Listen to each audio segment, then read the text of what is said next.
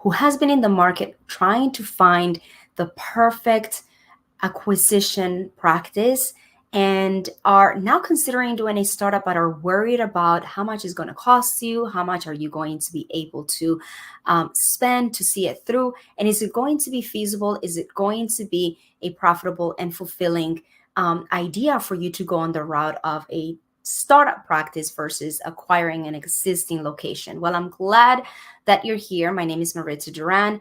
Welcome to the Dental Startup Journey Show.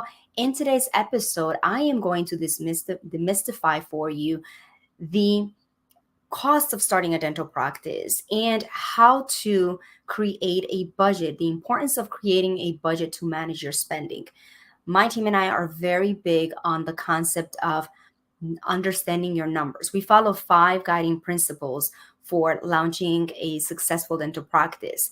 And one of those is understanding and managing your numbers. And so when it comes to the pre-opening phase of doing a startup, it is extremely important and crucial for you to be able to manage your spending. However, I also understand that as a first-time practice owner, we don't know what we don't know as first-time business owners. And so you rely a lot on the expertise of some of the vendors and the people that are making up the team to help you, the army of people that is required for you to see your practice launched and open for business. And so in today's episode, I am going to talk to you about how to create a budget, the importance of it, and 3 reasons why you must do it. Okay. This is coming from me. I am a first-time business owner myself. I always say this to my clients. I don't come with the leverage that a lot of other business owners have out there. So I can relate in a lot with a lot of my clients who are also like myself, the very first ones in their households, in their families to launch a business, right? So if we have per se a dentist whose husband or wife has previously owned a business or is a practitioner or any sort of business, they have some understanding of managing numbers and they've made some of the mistakes that now gives you, as the second one in the household to start a business, leverage. My clients and I are all going through this journey together and we're learning from trial and error. But for me, helping my clients succeed is because we've created this framework and we follow these specific rules and steps to ensure that our clients are managing their spending, minimizing risk and costs, and optimizing where it's important for them so that how they get reimbursed, they are going to be more predictively able to break even, able to quit their associate positions in record time, add more staff members instead of maintaining a part-time schedule years into their practice because they are still navigating the associateship to cover the cost of this practice. Like, we developed this blueprint that has been proven to help our clients achieve these milestones of success post-opening. And it's because we reverse engineer and we hold their hands through selecting that smart location, launching with confidence, all of the operational steps prior to launching, and then holding their hands to make sure that we catch things early and that you are running a well-oiled machine with predictable profitability and fulfillment for you as a first-time business owner. And today, as I said, I want to explore the 3 main reasons why budgeting is so crucial for your dental startup. But before I dive into those 3 reasons, I just want to quickly define the difference between a regular budget and operational budget, which becomes then your break-even number, how much money based on the vendors that you're going to have an ongoing relationship with post-opening, which you hire and you select this, team of advisors and vendors during the build out process of your practice. But we call it, we have a startup budget and we have an operational budget, and we separate the two. So what does the startup budget looks like? This is where we actually begin to look at the big picture of the money that you're financing, right? And I have seen this a lot where we have an associate dentist who goes into an acquisition practice, and the practice, the cost is $800 or $900,000 to acquire this practice. With the attrition and all of the things that are happening post opening, in some instances, you are actually paying the same that it would cost you to do a startup, right? Now, a lot of the startups, when you go out and you require for lending and you're financing the project, and doing a startup or an acquisition, in your position in our industry in dentistry, we have the beauty of being able to get financed entirely for setting up the business. But you have to be cautious, because just because you're giving a lump sum of money does not mean that you can go out there and spend it and just not mindfully managing that budget. And so what this budget does is it helps you have three things that are extremely important. The first one is clarity. You want to know where everything is going. The second one is you need to be in control. And I'm going to break down each one of those three. And the third one is leverage, as I said earlier. So let's break down for you the first reason, right? Clarity. What does clarity mean? You are being given the liability, right? Because you're taking a loan for $800,000, $900,000. And now it is your responsibility to use it wisely. The banks understand that if you're doing a startup, you're going to have allocated distributions for a lump sum that is going to go towards your construction, the build out. Some of it is going to be going towards the equipment to equip the practice. Again, this is an expensive project and undertaking. And you're obviously going to have some of the working capital. One of the reasons why I was, inspired, and some of you who have followed me and understand a little bit of my journey, that when I decided to leave my position as a regional manager for a group of 15 practices, I started basically, as every new business owner, when you are working remote and you're trying to do a lot of the things simultaneously, I started offering and focusing on the operational development and offering one service, which was optimizing your reimbursement and doing the insurance contracting and PPO negotiations. And I was doing a lot of the positioning in that sense at the beginning, as it was recommended. But ultimately, as I basically continued to expand, having had the experience of launching 15 practices prior to launching my business, I slowly discontinued offering that as a standalone service. And now I have my team where we focus on doing the full consulting for a dental startup. So we're able to help you secure and find a location. We'll help you manage all the operational, leading to the operations to launch the practice and post-opening. Because again, I have worn every hat in a dental office. I can just take this baby and make it a very successful journey for you.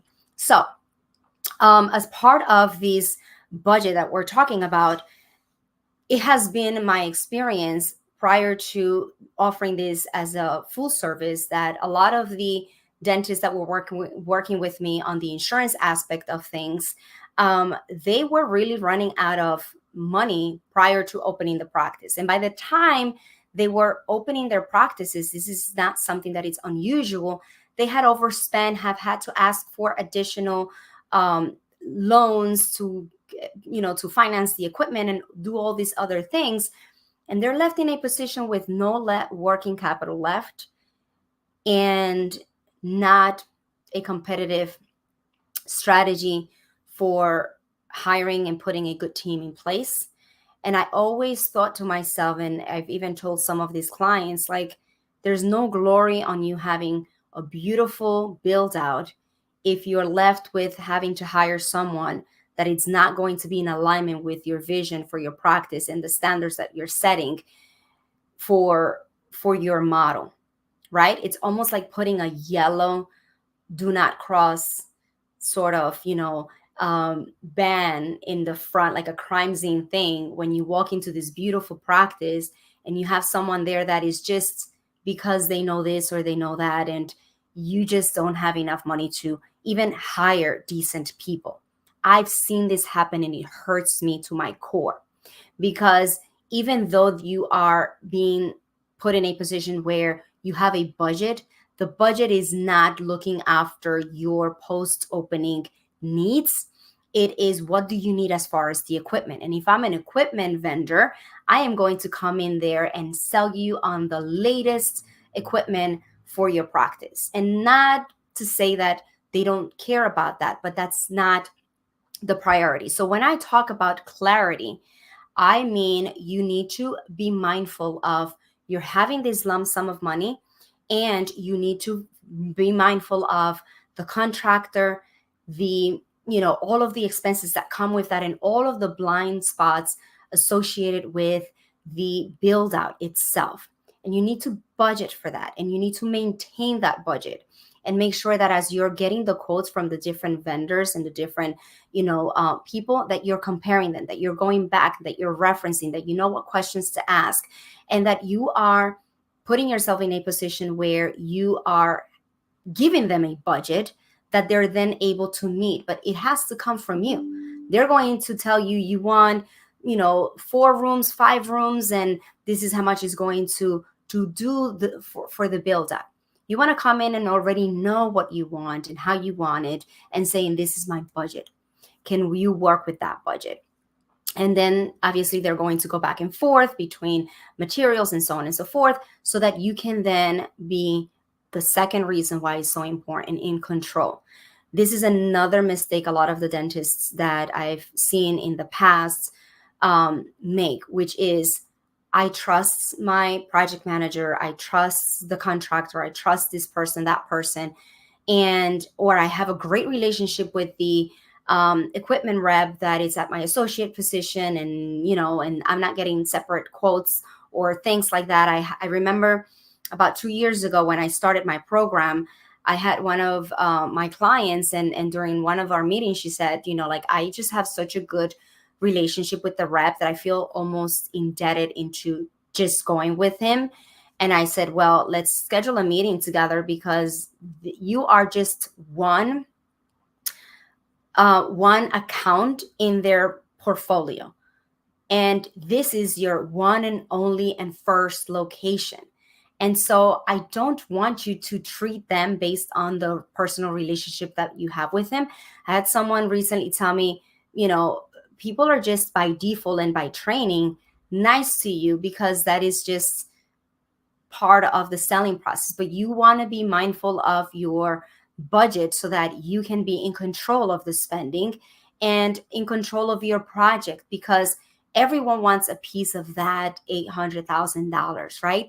They want to start off and say, give me 50,000 or give me this much. And then I'm going to connect you with this person and that person. And if you're getting multiple quotes from, the different vendors, they resent you, because, hey, if this is my connection, then there is like all of this hidden behind the scenes kickbacks and things that go on, and we are not necessarily aware of. And yes, they may have the best, like equipment and materials and things, but at the end of the day, this is your one and only practice, and you want to be in control of your spending, not in control at their mercy. And so by creating this budget, you are putting yourself in a position where they're able to dictate and make informed decisions about your spending. Okay, so that's the reason number 2 why it's so important. And again, I've seen this happen more often than I wish, and this is why I'm so proud and so happy about our track record with the doctors and since I started this program, my lead startup consulting program, that 100% of our clients, after they worked with us, they have quit their associate positions within 6 months to focus primarily in their practice. And it's because of this blueprint that we develop, and the framework and the process and the systems that we apply to make sure we get them there. Okay.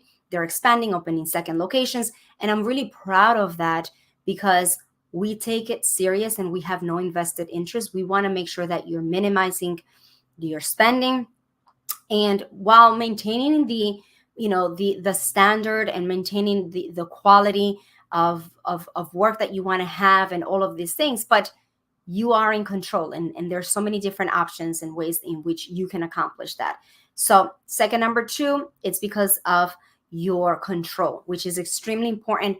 You are the owner and the boss of this project, not the person that needs to take advice from everyone and gets confused. If you're confused, you lose. You set up your budget, you set up your numbers, and you come to the table already with an understanding of, this is what my spending dollars are. This is what I want. Can you work with me? It is a different story when you come from that approach. And just to share one last story of one of the last projects that I did as a standalone. Again, I had a dentist who it was like over budget on everything, equipment, everything, builds out. And every qualifying individual that we interviewed for the selection process, which is another process that we are very, very strict on. The doctor was like, they're asking, it's so much money. It's so much money. I cannot afford this individual. And I'm thinking, who do you want to represent the beautiful layout of your practice? And how are you going to be competitive with the DSOs that are offering benefits, that are offering paid time off, that are offering insurance, if you're just a startup selling someone on a dream and a promise that they're going to go from point A to point B with you without a blueprint, without a plan, and without money? This is one of those reasons why, for me, this is so important. Reason number 2. And reason number 3, it's leverage. Leverage, because you are going to put yourself in a position where you can then tell these individuals that you are working with exactly that. Like, I am able to work with X person or that person for this, and I can be competitive with my employment. I can spend more money in the marketplace for set up a stronger budget for my marketing to disrupt the market. And you have this peace of mind that when you set up your accounts, you have enough money where your employees can come in and feel like you have that covered. And for your family, I think that the peace of mind that comes from having a cushion and having some reserves left, not utilizing your full loan, like, there is a misconception where if you're working with the wrong consulting people, they're going to want to maximize your budget, but you don't have to utilize all the money that is available to you, right? Some people would only want you to work with a build out because that's where you spend the most money for. But what if you find a former dental practice that needs a little bit of TLC, and you're going to save $200,000 on your build out? These are things that when you work with someone, and again, that really truly cares about minimizing the cost, you don't need to spend all of your money. So that gives you leverage. When you show up with clarity, under control, you have the situation under control, that gives you leverage. And so that is the main and the biggest reason, because as first-time business owners, myself included, when we don't know something and we are we are outsourcing a lot of the control, and we're saying, well, this company has done it for a lot before, but what systems and what processes do they have in place to ensure that things are working to your benefit and that you are the primary priority within this project? Because this is your one chance of making it right, and we want to make sure that you take this and you make it a positive one. So just to recap, like the importance of and if anybody that is listening in or watching wants to grab a copy, I'm more than happy to share a template where you just plug in some of the major information and so on and so forth. But there is so much to it than just plugging in numbers and negotiating and doing some of the things to be able to maintain that budget. But creating a budget, just to conclude and to recap, it's going to be one of those vital steps in launching a dental practice successfully, because it's going to give you that sense of confidence and control and leverage, as I said, and it's going to financially help you start on the right track. Okay. It's going to help you with your decision making, and it's going to allow you to see who you're going to be able to trust and once you open, it's going to give you that peace of mind.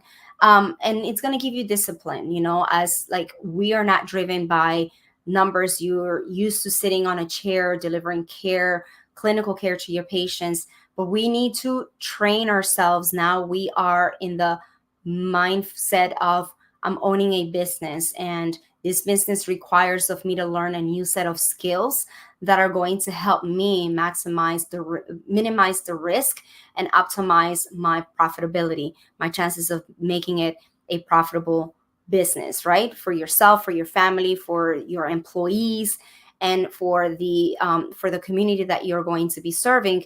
You want to open more days than not, and you don't want to be holding on to a associate position longer than you need to. Focus on what's important to you, which is your budget. Follow the steps that I'm sharing with you, and make sure that you stick around, and you continue to support me. If you're thinking about starting a practice and you want to hop on a discovery call, I'm going to make sure that I have my information listed below, and or you can write it in the comments. I'll reach out to you and we can hop on a call to help support you and guide you through the dental startup journey for you. Thank you so much for watching. Until next time.